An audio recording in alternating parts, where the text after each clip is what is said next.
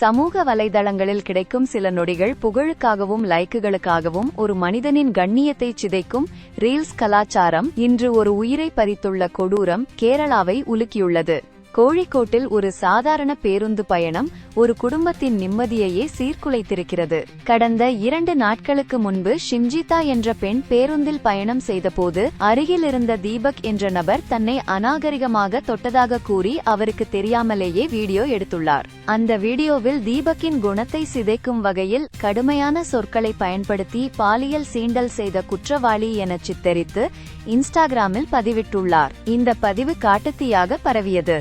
சமூக வலைதளங்களில் இந்த பதிவு வைரலானதை தொடர்ந்து உண்மை நிலவரம் தெரியாமல் சோஷியல் இன்ஃப்ளூயன்சர்கள் முதல் அண்டை வீட்டார் வரை அனைவரும் தீபக்கை மிக கேவலமாக விமர்சிக்க தொடங்கினர். எங்கு சென்றாலும் வசவுகளும் விசாரணைகளும் தீபக்கை துரத்தின. தான் நிரபராதி என்று சொல்லக்கூட இடமில்லாமல் சமூக தாக்குதலால் கடும் மன உளைச்சலுக்கு ஆளான தீபக் தனது வீட்டில் தூக்கிட்டு தற்கொலை செய்து கொண்டார். தீபக்கின் மரணம் தற்போது கேரளா முழுவதும் பெரும் போராட்டமாக வெடித்துள்ளது. அந்த வீடியோவை உற்று நோக்கும்போது ஷிம்ஜிதா வேண்டுமென்றே தீபக்கின் அருகில் ஒட்டி நின்றதும் ஒரு சாதாரண மனிதனை தூண்டிவிட்டு அதை வீடியோ எடுத்ததும் அம்பலமாகியுள்ளது. தற்போது இந்த விவகாரம் நீதிமன்றம் வரை சென்றுள்ளது.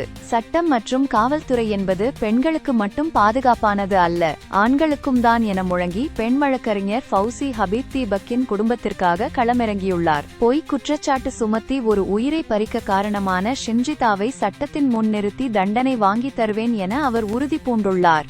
ஊர் மக்களால் கண்ணியமானவர் என போற்றப்பட்ட தீபக்கின் மரணம் ரீல்ஸ் என்ற பெயரில் அடுத்தவர் வாழ்க்கையில் விளையாடுபவர்களுக்கு ஒரு எச்சரிக்கையாக அமைந்துள்ளது.